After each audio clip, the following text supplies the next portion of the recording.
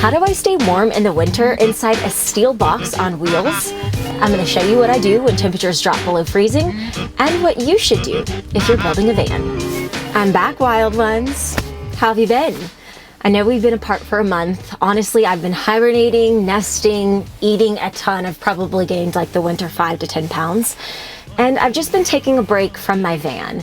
This is after more than a year and 3 months living in this space full time. Right now, I'm on a ski tour, which includes shredding mountains like Mammoth, Tahoe, Jackson Hole, and Snowbird. So this is obviously a perfect time to talk about how I stay warm in the winter inside the van. Temperatures drop below freezing at night. Mostly I've been sleeping in the teens. However, I looked at the forecast for Jackson Hole and it's calling for -1 and -2 degrees at night.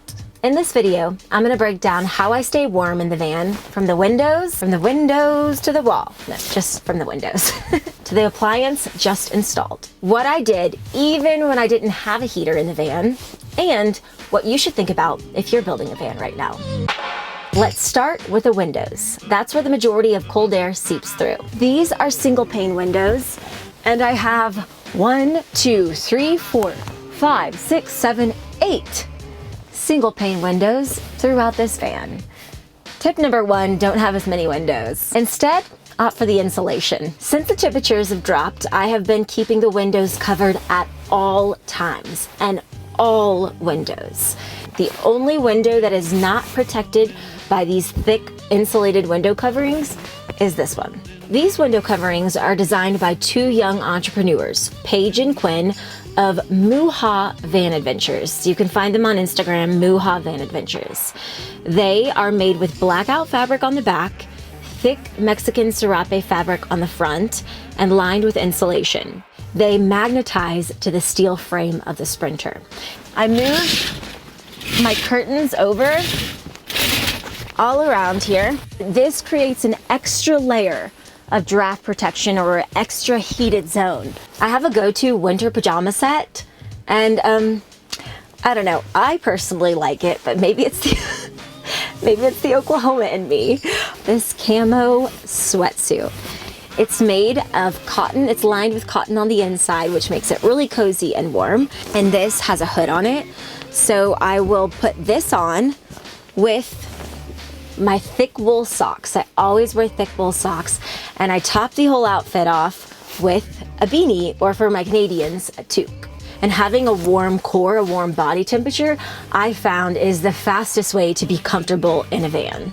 I stayed in the van a handful of times with temperatures in the low 20s last February in Joshua Tree, and I didn't have a heater. I also drove from Oklahoma, my hometown of Tulsa, back to San Diego, stopping one night in New Mexico, and I woke up to 17 degrees. That was really cold. My saving grace, this Christmas present from my girlfriend. On my cooktop, I boil water for just about 5 minutes, pour it in here, put a funnel on this, pour the boiling water in here, put the sweater over the water bottle, and I place it by my feet, and oh, it worked amazing. Pre-heater, the air was so cold in the van that my soap would freeze, that the inverter would start beeping because it was like too cold for the inverter. I feel like it's probably not good for your batteries and your components inside the van. Now for the bedding. No matter spring, summer, winter, or fall, I only have one set of sheets, so I don't have a winter flannel set. The fitted sheet, the regular top sheet, my down comforter, which is pretty heavy, and I use my down comforter all year round as well. And then for the winter, I add an extra blanket. Okay, so here's the downfall of my bedding. I have this Tempur-Pedic memory foam mattress topper, and I have a memory foam pillow. Guess what memory foam does when it gets really cold? It is hard as a rock. One solid memory foam mattress topper. I would love to have a heated blanket to put underneath or on top of the Tempur-Pedic so the shape and moldability return. However, the 12-volt heated blankets all have a cigarette lighter plug. I don't have a cigarette lighter outlet back here. I don't want to plug it in the front and pull it off the car battery if someone out there can find a good full size to queen size heated blanket that runs off a USB, you would be my hero. I knew if I wanted to go on my ski tour this season, I had to get a heater. This is absolutely the most important thing to know. I must ensure this exhaust pipe does not ever get buried in the snow. That is so dangerous and can make the exhaust go back into the van and create carbon monoxide poisoning. If the snow dumps, or like let's say there's an overnight storm where I'll be sleeping and the snow will be accumulating outside, I will be in a hotel room. I'd rather spend the money in a hotel room than risk my life. I bought this Webasto 2000 air top heater on Amazon for $1,100. My friend Brandon, you can find him on Instagram. His Instagram handle is BuckSD. He builds out amazing vans in San Diego, and he was gracious enough to install it. Now, there are certified Webasto heater installers, meaning if something ever happens to the heater, then it is covered under the warranty. I found those installers, or the installation cost, was at least $1,000 and sometimes $2,000. It takes a day to install the heater, and there are a few nerve-wracking parts. You must drill holes in the floor of the van, tap into the diesel or the gas, whatever your car runs off of. I placed my heater underneath the passenger seat. If the van build just started, I would do this differently, which I'll talk about in a few minutes. The Webasto heater runs off the diesel tank underneath the van. It uses 1 gallon of fuel every 24 hours. The temperature is adjusted with this dial, yet I'm still figuring out the whole strategy.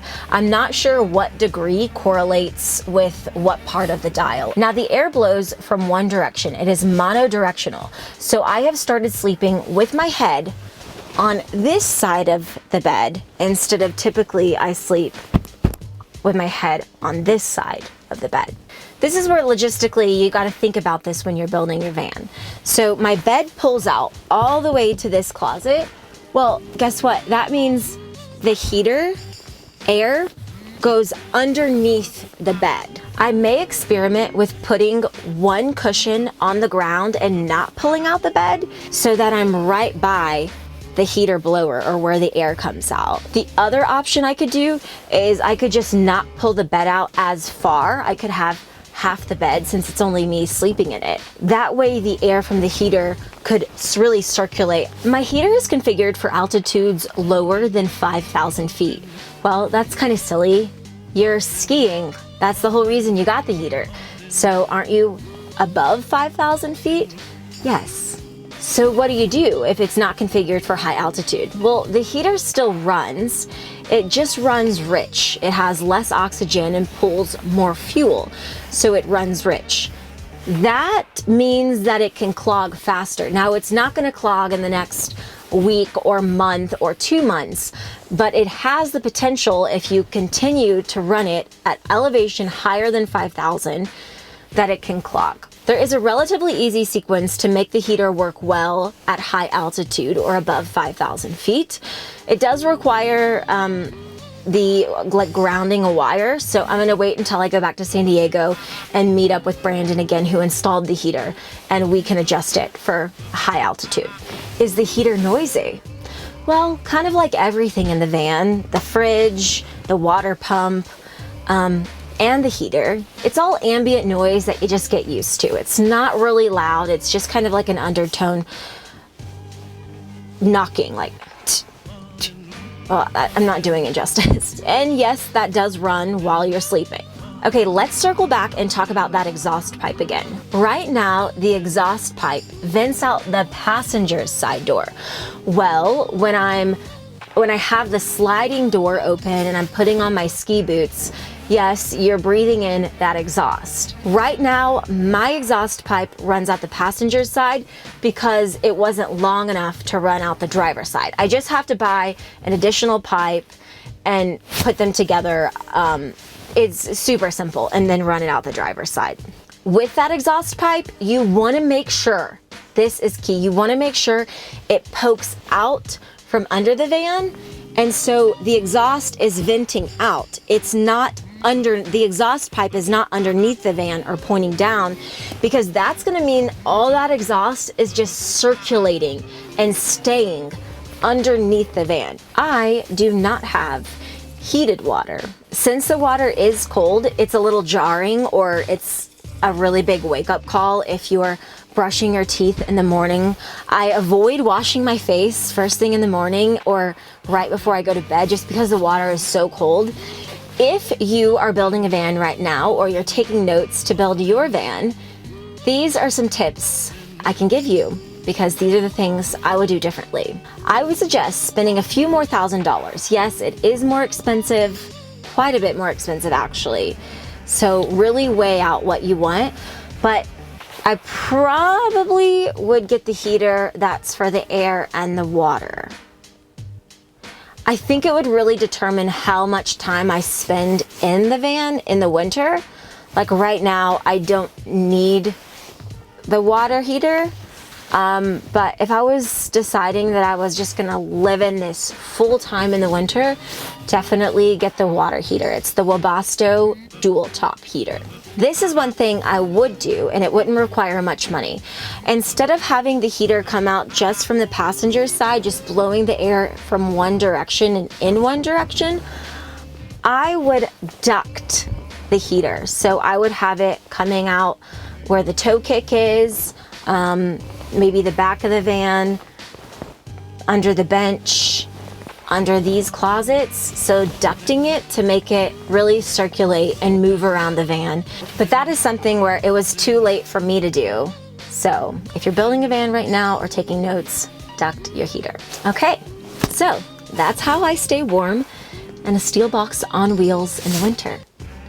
Of course, it's doable. I would say it's not as comfortable as your home, but you know what? I have a lot of experiences that outweigh being as comfortable as a home. As for next Sunday, I need your vote. Do you want to know how I stay safe in the van, or how much money I've spent so far on maintenance? Let me know in the comments below. See you Sunday, 7 p.m. West Coast time. Safe travels.